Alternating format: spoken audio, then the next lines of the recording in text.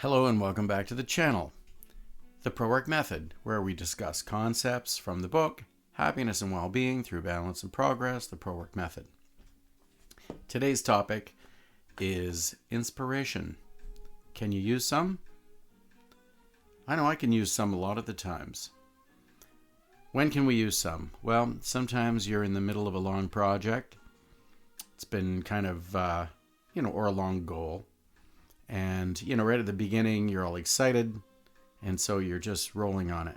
Near the end, you can see the end in sight, and you can see the light at the end of the tunnel, so you get that push.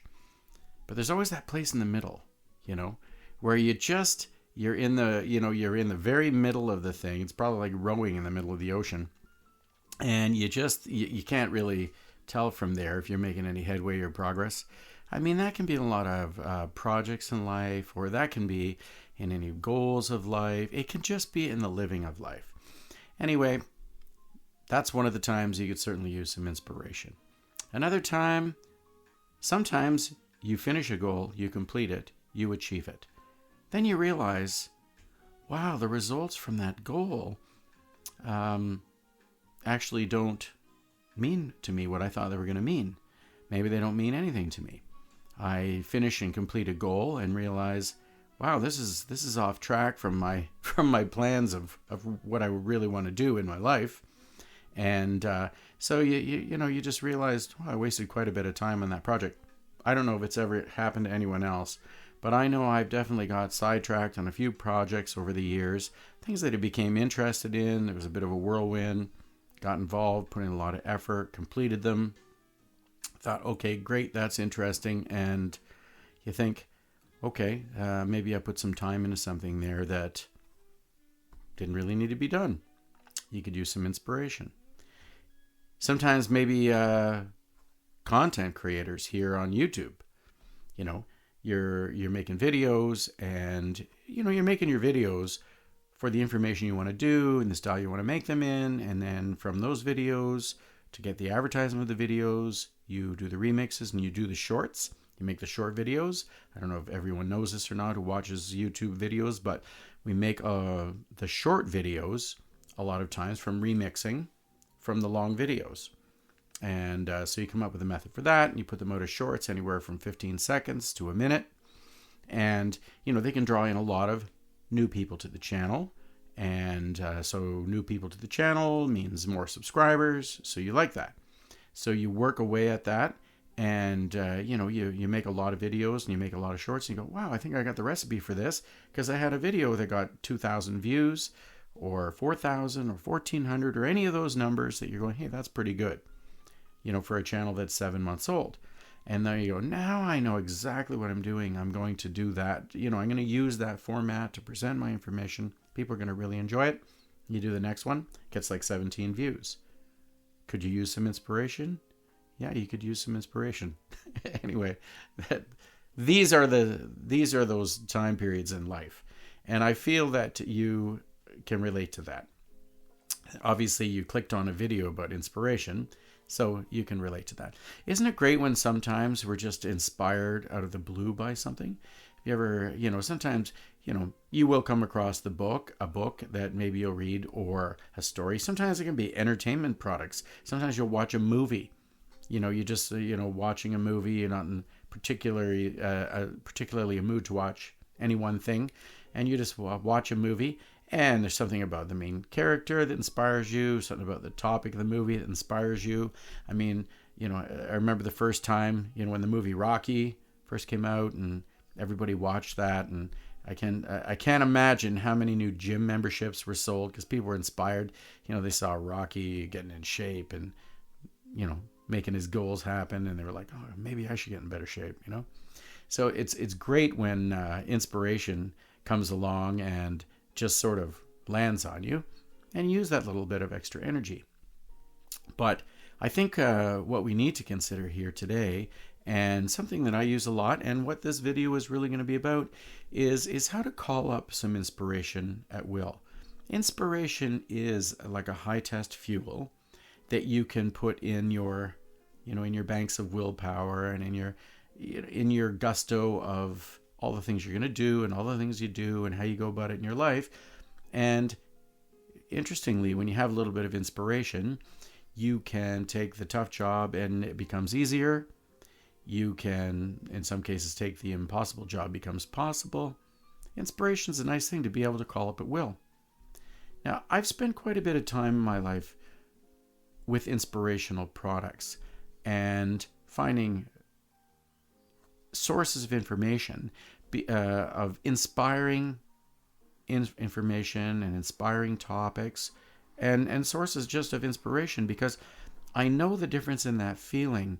When you're feeling inspired, it's amazing how your energy goes a lot further. Big jobs seem a lot smaller. So, we're just thinking about that and talking about that today. So first of all, when I'm looking for inspiration myself and I need a little extra energy, I'd like a boost. I'd like to feel like I'm getting a bit of a tailwind. And I go to a lot of the usual sources, A great source for me has often been books. And over the years, I've read a lot of self-help books. I really enjoy them. I find they can give you a little different perspective. After a while, there's a lot of the same information in them. There are a few new ideas. I think anyone, obviously in my book, Happiness and Well-Being Through Balance and Progress, the PROWIRC Method, I do believe there are some fresh perspectives and some really fresh and some really new ideas. But a lot of ideas, in this genre of books, will be common to a lot of the books. But anytime you take another fresh perspective on a thing, when you need some inspiration, it's going to be helpful in that. Another type of books, biographies.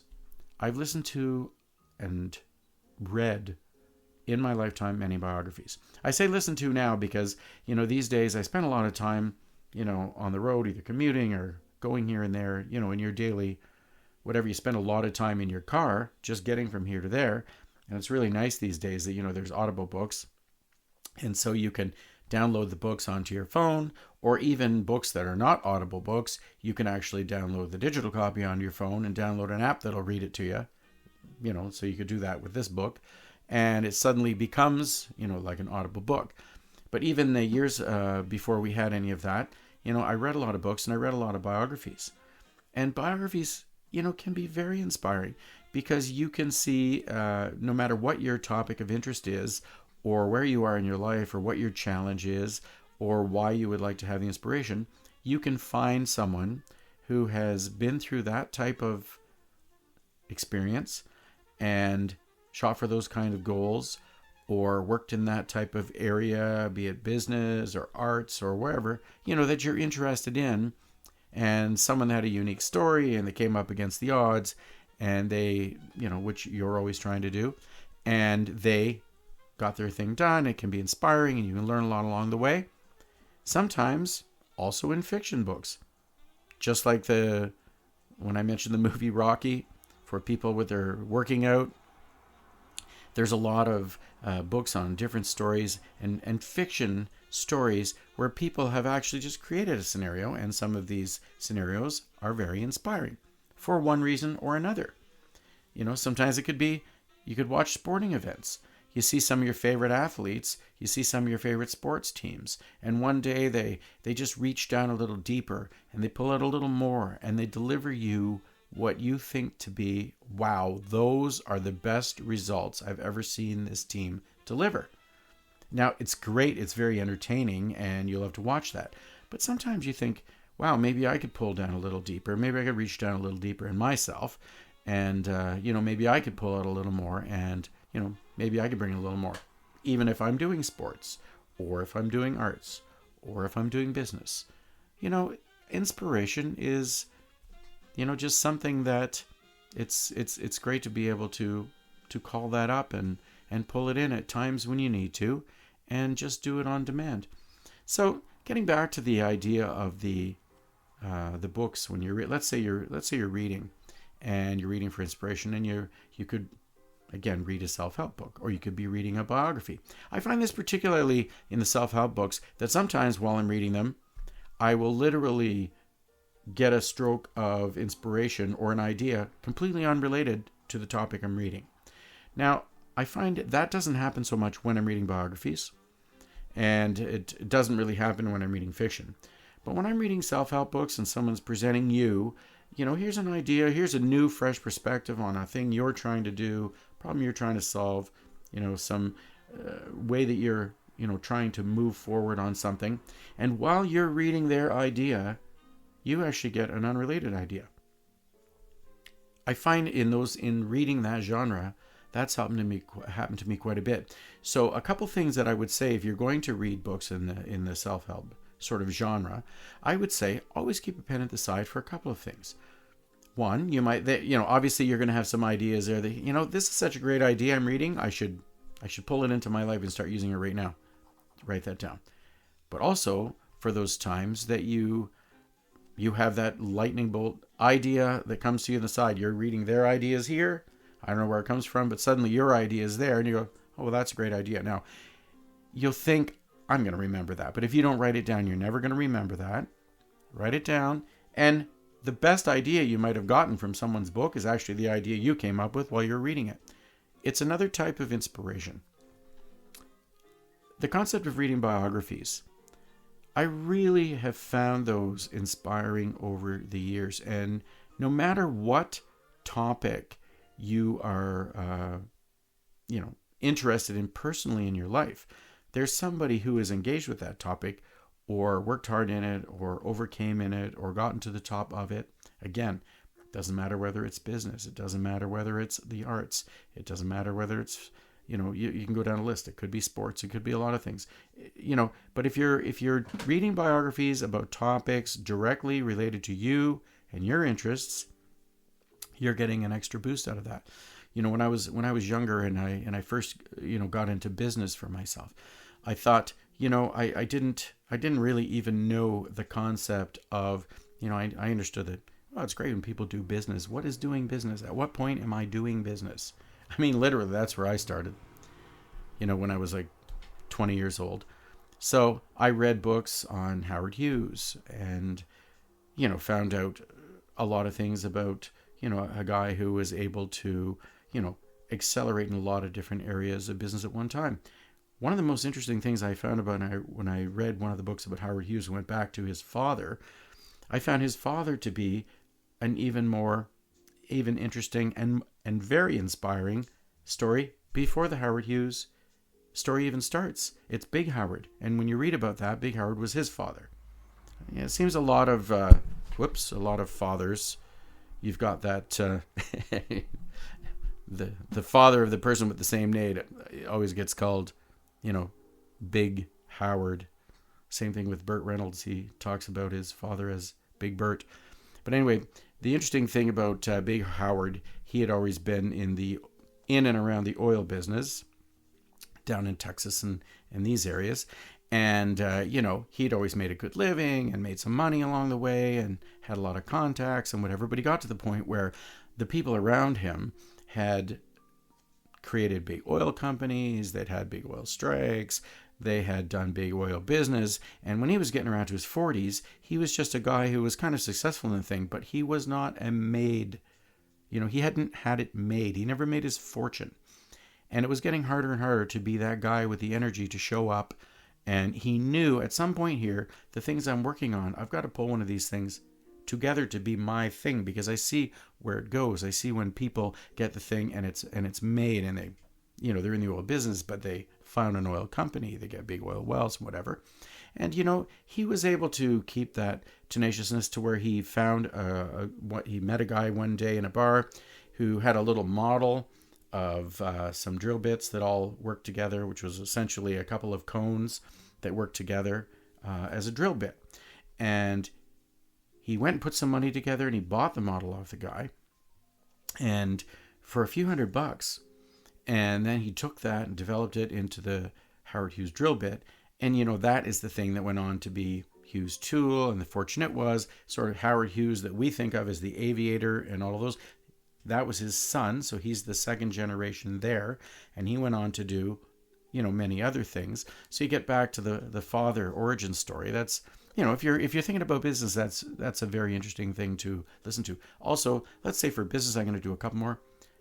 Aristotle Onassis. I don't know if anyone's ever read any biographies on Aristotle Onassis, but there's a very self-made guy, and essentially, another person that is, goes through, World War II in a war-torn area, a product of that, and starting all over again. And he decides to go to South America, and literally is like working as a switchboard operator in the phone company all night. So in the daytime, he could be an importer, and he starts importing Turkish tobacco and, and doing other business, and gets himself, he's a self-made man, and then eventually goes into shipping, and then everybody knows him as Aristotle Onassis, the big shipping magnate.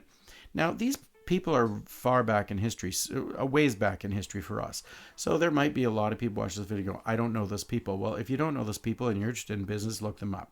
One more person I'm going to talk about on the business end of it is Henry Ford. I read a lot about Henry Ford. Now, there's different times in Henry Ford's life that, as a character, I don't know if I agree with him, the directions he went one way or another.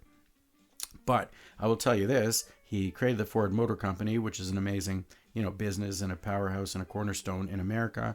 The thing, though, that's very interesting about his story, and I think really pertinent to people these days thinking want to go into business, and I often say to people, and I often say in my videos, if you're going to really try to accomplish something, be prepared to restart many times. And I've even had some people challenge me on that. I don't know, if you have a good business plan or whatever, you should be able to just get on it and keep it going and keep it going. Okay, maybe so. But if you're just plain old Henry Ford, let me tell you what happened to him. He literally got the business up to the part where it was Ford Motor Company and, factory, the whole bit, and the thing all goes down the drain. He's back in his parents' basement, essentially, with his wife now, and has to work it back up again. And from there, he gets it back to a factory sort of status. Gets the business up and rolling, making cars. Assembly line is going to be the great next thing, and fails again. Back in his parents' basement. Now, talk about something that these days everyone talks about. Oh, their teenagers are in their basement forever, or people are constantly going back to their parents' house and landing in their basement. Well, I'll tell you, if you are the person who, through whatever experience you've had, have wound up 1, 2 times, 3 times, whatever, in a parent's basement, that was Henry Ford's experience. Read about it if you're interested in business or any type of thing to relate it to that, and you find out the guy went back and kept doing it again. And I remember when I read that, I just thought to myself, wow, you're assuming once you're Henry Ford, you start the Ford Motor Company, it's going to go to where it is today. It didn't do that. He had to restart it. Very inspiring. Now, for me, for the last couple of years, one of the big things that I've been very interested in is filmmaking. I've written some scripts. I plan to make some films. I plan to start filming a feature film very shortly in the next little while here this year, and finally get working on that. I've been working on it for a number of years and writing and studying everything about it, and I find it very interesting, and it's something that I want to do. So when I'm listening now to, because you have the Audible books, to autobiographies, I've listened to a number of them, like Michael Caine, Woody Allen, Burt Reynolds. I listened to the Sally Field biography. There's a lot of people that have done biographies that are in the business or in the area of expertise that you're interested in, and it can be very interesting, but also the people can be very interesting. And some of these, the last 4 books that I talked to you about there, by the way, and this is a recommendation if you're looking for inspirational products in that line, or just inspirational products. I think when we're talking about people like Michael Caine and particularly, Burt Reynolds, Sally is going to inspire some people too.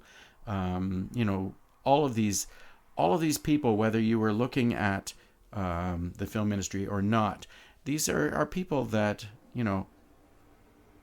really came from nowhere and overcame adversity and, really got going at the thing they got doing. Just to go in a little bit of detail about that, because again, I highly recommend these things. The Michael Caine book And I know he's done a few. I think I'm talking about the most recent one, but the one that I'm talking about, he really goes back to when he's a kid. So, he's a kid, and just before World War II is coming around. He's in England, obviously, and his parents they're in the wrong side of the tracks, essentially, and his dad's a laborer, and I get the idea.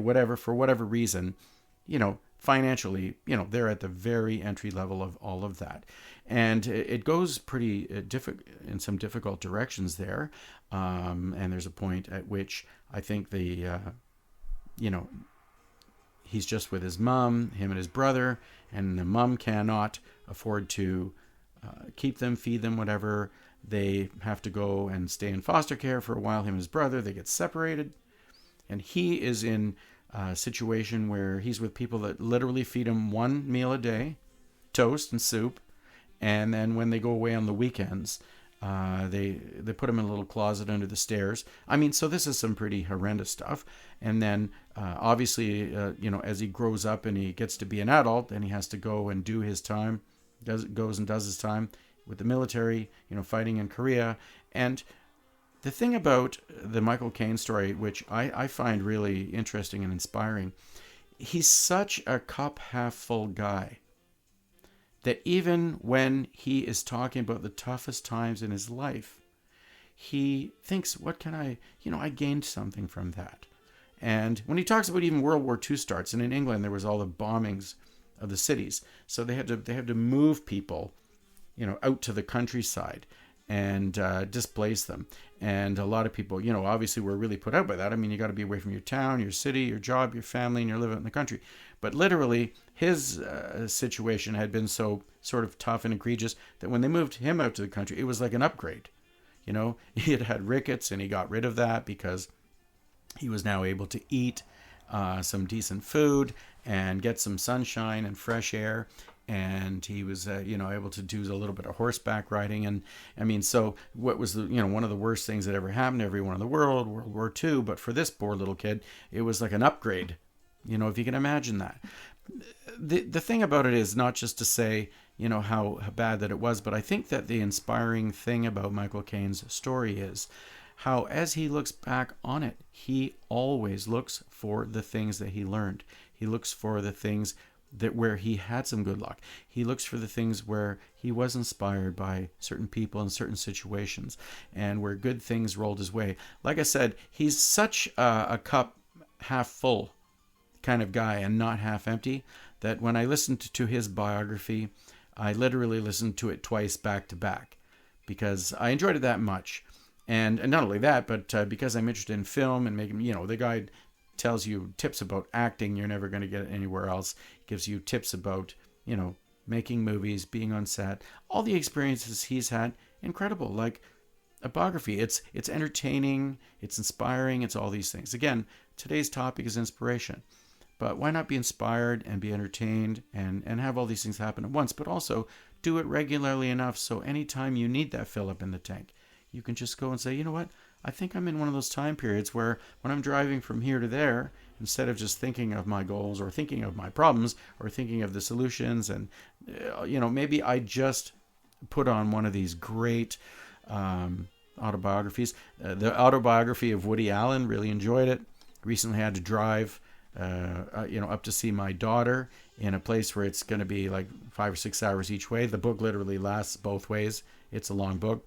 And again, Michael Caine read his book to me, and then Woody Allen reads his book to you. And the interesting thing about Woody Allen is, he is one of those guys. He's got to make all the movies. He's made a movie at least almost every year of his life since he's been in the movie business. He's always made the movies he's wanted to make. He's written them. I think he's had final cut on most of them. In the world where in this business of movies, where the studios get to tell people what to do a lot of times, Woody Allen did his own thing and got to, really from beginning to end, for good or bad, make the projects that he wanted to make. And he's a very inspiring guy. Also had challenges in his life too, a lot of people will know some of those things. his time with Mia Farrow and all of that, and some people won't or whatever. But he comes through things in a good-spirited way. He always looks at the sort of the bright side or how you move on, and it's very interesting. The other thing, but that's really entertaining about the Woody Allen book, is that Woody Allen is always Woody Allen. So that voice that you hear in his movies, the voice of his writing, entertaining and I don't know, a funny, interesting, witty, like a certain type of dialogue that you think no one could ever do this but Woody Allen. Well, I think he thinks like that and he talks like that and he is like that. That really is him. So when you're listening to his book, it's like you're being entertained by a Woody Allen movie, and he's just sincerely telling you things that happened in his life and how he felt about them and what he learned from them, or and it's interesting. I'm going to give you one more suggestion on the biographies thing here. I'll talk about two. One's a real suggestion. The Burt Reynolds, he's got that book, and Enough About Me is what it's called. And, very interestingly, because you learn about him from the time he's a kid, kind of right through his life. But really, you learn about that while he talks about other people. Enough About Me. Literally, he starts off talking about his friends in high school. He talks about people he played football with. Talks about the experience of that. Talks about how football was everything to him. And with a severe injury, he didn't even get to play the college ball year, the big college ball year that he wanted to play. And, really got stopped out there before he ever thought of acting or any of those things. And then you find out how, it came along that he was able to, come across the concept of acting. But the rest of the chapters are all about also interesting people he met in his life. A lot of them are famous people. And he has that way of really delivering, his personal feeling about people that you will find very interesting, who have done a lot of things in their lives as actors, and in the entertainment business. So if you have any interest in that at all, you can find out what Burt, found out about them, what he found inspiring about them. He learned tips and ideas from people like Spencer Tracy and all kinds of people from way back. I mean, we're talking about a guy who met and knew Mae West and got some tips and ideas, from her. And if you go back in history, folks, and for anyone that's younger, just try to remember something that no one talks about much these days. We're all standing on the shoulders of giants. So just in case you think anything has just been invented the other day, that no one has, ever come up with a concept like that before. No, everything moves from another idea that's gotten from somewhere. And when it comes to the entertainment industry, we're certainly all standing on the shoulders of giants. And I think that people like Burt Reynolds, who really sees it that way, and, he sees himself certainly as, someone that was successful in the entertainment industry. But he also sees himself as the person who had ups and downs. He sees himself as the person who tried it his way, which is largely, he made movies based on, being with people he liked and having experience he liked and all that. And of course, then he has the challenge later in life saying, okay, did I pick the projects of getting to the depth of my art or whatever? But you hear him, come up with those, explanations and ideas. And I think he gives a lot of great tips, again, on acting and making movies and stories and also just how to get to certain ideas in your life. Like, he really does have that thing where he's reflecting, and through his reflections, you can be reflecting. Anyway, I also find that, very, very inspiring. By the way, on that one, I'll just do one more on that. One inspiring. There was a guy he knew that everyone in history will have known, but I don't know if you will know him or what. But the guy's name was Hal Needham. He knew him because he was a stuntman. I think he'd have been a stunt double for Burt a few times, but he was a kind of a famous stuntman. Actually, might be the stuntman that, one of the stuntmen that in the movie Once Upon a Time, in Beverly Hills, when they're talking about the Brad Pitt character, the stuntman he's playing, one of the guys they really probably based that on was this Hal Needham character. But anyway, this guy, through a divorce or whatever, ended up as a friend of Burt Reynolds, living in Burt Reynolds' pooled house for a number of years. And they were good friends, and because they love sports. And, Burt had originally been a part of the stuntmen union, so he respected that. But then Hal Needham comes to him one day and says, oh, I've got a script. And they read the script, and they don't think it's very good. And he sends it to a couple of people, and they don't think it's very good. But they think, you know what? There might be a big idea here. And And Burt says, I think we should, he'd like to help him make the movie because he's a good friend and he just wants to do that. And, and we can make more of it as it goes along. And doesn't it turn out to be Smokey and the Bandit? And one of the most successful movies for Burt of all time. But I think in 1978, it was like the #2 grossing film of the year. And the interesting thing about this, in this story, is this Hal Needham character, who a guy had been severely injured many times as a stuntman, not a complainer, just a happy-go-lucky guy. But he decides, I'm going to write and make films.